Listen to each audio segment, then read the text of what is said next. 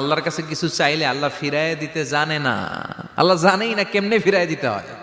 সুবহানাল্লাহ কোন চাওয়া মাত্রই আল্লাহ বলে অ্যাকসেপ্টেড, যা কবুল, দিব দিব না এটা বলতে জানে না, চাওয়া মাত্রই বলে দিব। তিন সিস্টেম। নাম্বার ওয়ান, আপনি আল্লাহর কাছে দোয়া করলেন, চাইলেন, আল্লাহ বলে দিব, বলেই তিনি দিয়ে দেন আর আপনি খুশি হয়ে যান, পেয়ে গেলেন।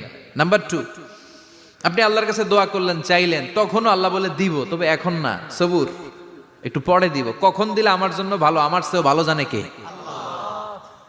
পরে দিবে। নাম্বার থ্রি, চাইলেন, দোয়া করলেন, আল্লাহ তখনও বলে দেব, তবে এখনো না, পরেও না, কিয়ামতের দিন যেদিন বিপদে পড়বে ওই দিন দেব।